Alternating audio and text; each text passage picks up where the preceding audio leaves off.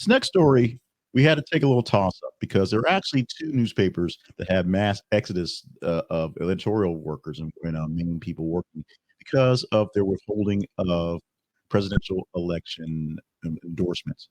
There's the LA Times, which is withholding it because the owner has a daughter who's very big in the Gaza mission and doesn't like, he's basically a fan of Palestine and doesn't want them to endorse Kamala Harris because of the way Joe Biden treated Palestine. So there's that.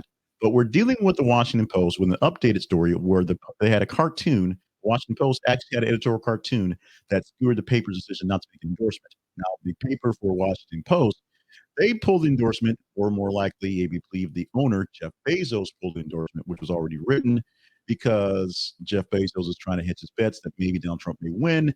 And even though he has this sort of public beef with Trump, he also has a lot of military contracts he doesn't want to lose because Trump can be a bully and may do some things like that.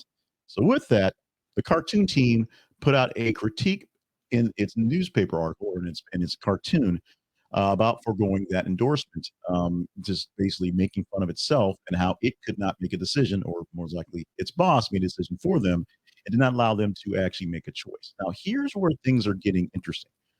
This is a time the explanations essentially behind both the Post and the Times were essentially this thing didn't happen. These political endorsements weren't anything that were available back when we opened the paper back in the early 18 aughts. These are things that came about in the middle 60s, 70s, 50s, things like that. Something that's a modern thing with modern politics. And now we're going to back away from it.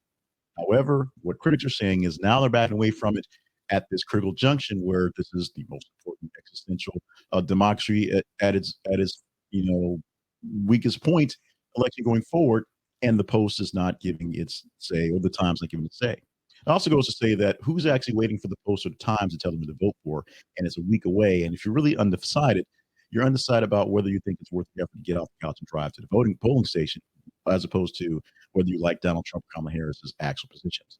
Nothing's going to change in the next couple of weeks because they're going to keep saying the same things. That you think Donald Trump is crazy, it's not going to get any less crazy. You think Kamala Harris is kind of what not a great person, not a great leader. It's not getting any better in a week. So at this point, the time is here. Cast the die and let it happen. My words.